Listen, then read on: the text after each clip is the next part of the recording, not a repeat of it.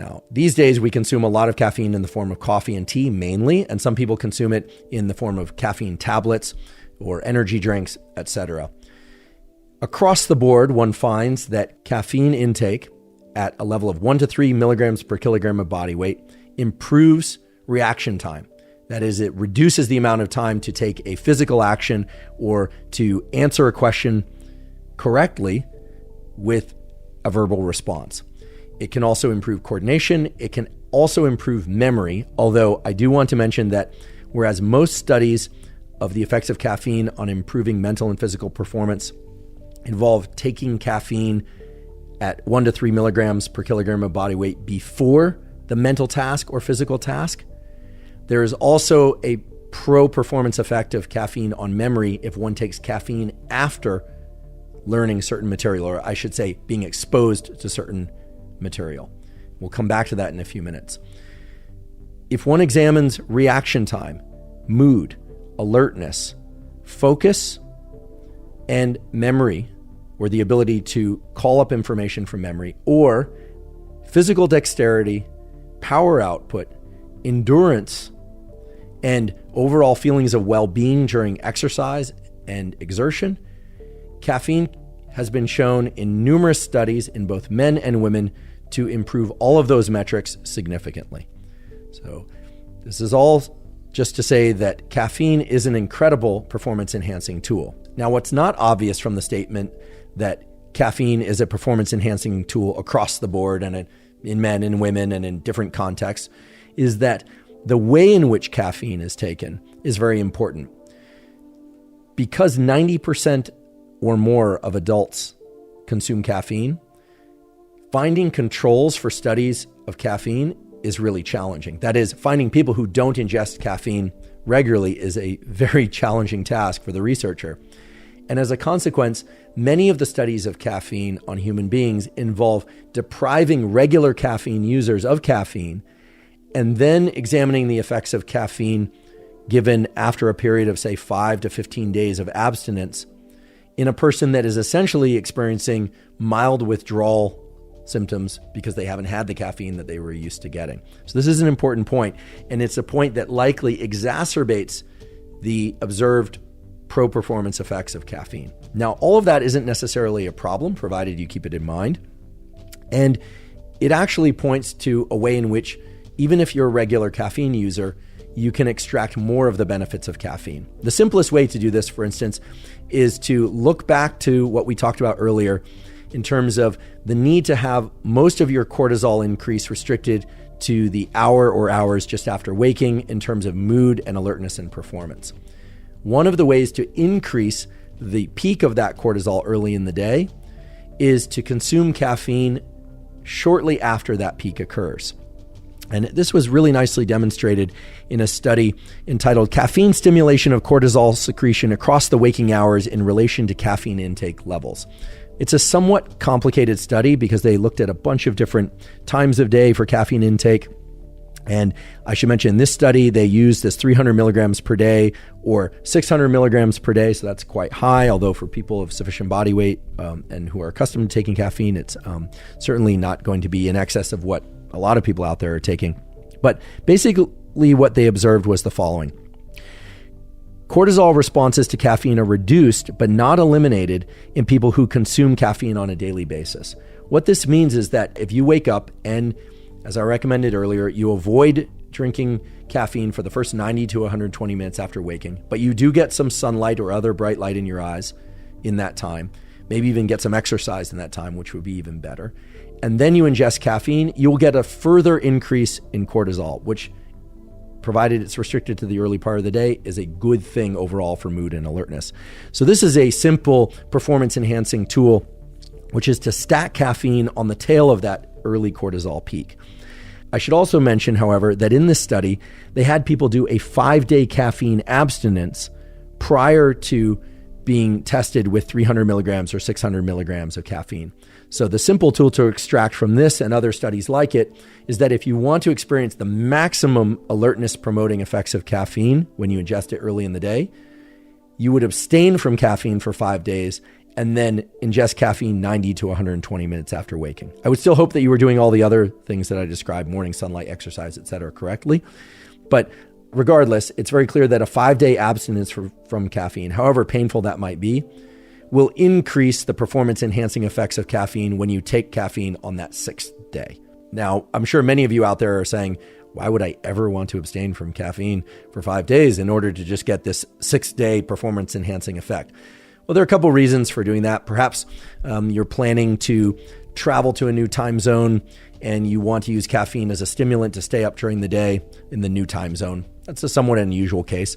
Others of you might be interested in the pro-physical performance effects of caffeine. We'll talk more about these in a little bit, but you want to get the maximum strength increase or the maximum endurance increase from ingesting, in this case, 300 to 600 milligrams of caffeine. Well, in that case, abstaining from caffeine for 5 days will greatly exacerbate the pro-performance effects of caffeine when you take it on that 6th day. Although, admittedly, those 5 days are likely to be pretty painful if you're a regular caffeine user. Another variation on this, however, might be to halve the amount of caffeine that you ingest on a daily basis and then go back to your regular level of caffeine intake on that day in which you need the caffeine to really boost your mood, energy, and performance. Another reason why you might want to abstain from caffeine or reduce your caffeine intake for a period of time and then go back to your regular caffeine intake is simply to identify how much of an effect caffeine is really having on your overall level of daily functioning and mood. This was something that was actually covered in beautiful detail in a book by Michael Pollan, all about caffeine. I really enjoyed that book. It describes his experience with the decision to completely abstain from caffeine for a period of months. Although I confess that after hearing that book, what it basically made me want to do is never quit drinking caffeine, because it sounded as if, at least my interpretation was, that even after several weeks or months of abstaining from caffeine, that he still fantasized about the effects of caffeine. But he did mention that when returning to ingesting caffeine after a period of long abstinence, that it had almost a, let's not call it a psychedelic property, but it had such obvious effects on mood and alertness and feelings of well-being that it really highlighted for him the extent to which caffeine normally was allowing him to just function what he thought was normally. So in other words, many of us don't even really know what our normal basal level of cognitive and physical functioning is because we're ingesting caffeine on such a regular basis. I confess that as much as I enjoyed that book and as intriguing as his description of caffeine abstinence and then the return to caffeine was, I don't intend to ever find out personally. Now, a very good reason why you might want to abstain from caffeine for a deliberate period of time and then return to caffeine intake is for its physical performance enhancing effects. And here we can look to a really interesting study, title of which is Time Course of Tolerance to the Performance Effects of Caffeine. And what I like about this study is that while, yes, it does say that abstaining from caffeine and then returning to caffeine intake can enhance physical performance in a very specific way, it also says that if you take caffeine regularly, you can still see the physical performance enhancing effects of caffeine, although they are not quite as robust as they would be had you abstained from caffeine. The design of the study is pretty straightforward. They had people either ingest 3 milligrams per kilogram of caffeine for 20 consecutive days. Many people are already doing that, I realize, but they had people do that or ensure that they were doing that, or others ingested a placebo for 20 days, so they abstained from caffeine without realizing it. Then, after that 20 days of either ingesting caffeine or a placebo, their peak performance was measured in terms of aerobic output, but prior to that measurement, they had caffeine, okay? So it's 20 days of caffeine, and then a 21st day of caffeine, and then the physical task on that 21st day. Or it's 20 days of abstinence from caffeine, and then on day 21, you get caffeine and you get the same physical test. And what they discovered was that the ingestion of caffeine increased peak performance in this aerobic output dramatically if people had abstained from caffeine. But for people that had consumed caffeine all the way through up until that day, it still was effective to ingest caffeine on day 21, but not as effective as it would have been had they abstained.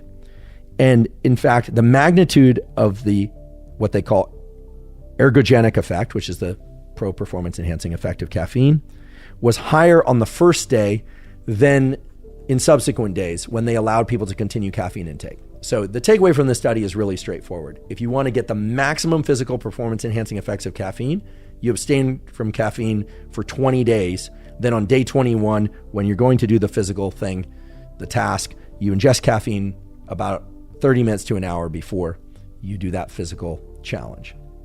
Now, 20 days of abstinence is going to be rough for a lot of people. I certainly don't want to sign up for this study, in which case you might want to do 5 days of abstinence, as we talked about before. And then on day 6 is the day that you ingest caffeine and do the physical task. There are even some studies showing that you can abstain from caffeine for just 2 days, for just 48 hours. And in particular, if you are a regular user of caffeine, this allows you to, on day 3, ingest caffeine at the dose that's appropriate for you and do the physical, or I should mention, mental performance task, and perform significantly better than those that have been taking caffeine throughout the entire period leading up to the challenge. So you don't necessarily need to abstain for 20 days in order to get the pro-performance effects of caffeine on day 21. You could do 5 days of abstinence prior, or even 2 days of abstinence prior. Or if that's intolerable to you, as it is in my mind to me, to just reduce your caffeine intake slightly, or even perhaps halve it, if you can tolerate that, in the week or 2 weeks, or maybe even 3 weeks preceding some physical or mental challenge. Now, again, this sort of implies that you're going up against a marathon, or you're going up against a series of long tests, maybe standardized tests in one day. There, I just really want to point out that there is an abundant literature showing that people perform best on mental tests if they are in the state that they were when they studied for that material. Now, in college, I knew a number of people who took this to the extreme, thinking that if they were to study under the effects of alcohol, that they would be best off consuming alcohol prior to taking exams. And it turns out to not be the case. Here, we're talking in particular about psychostimulant effects of caffeine and other compounds. So don't think that you can drink or be under the influence of THC and then when you study and then take an exam under the same influence and do just as well as you would had you not ingested anything. Please don't let that be the takeaway. However, do let it be the takeaway that caffeine's effects are made more potent by a brief to not so brief period of abstinence prior to taking a dosage of caffeine.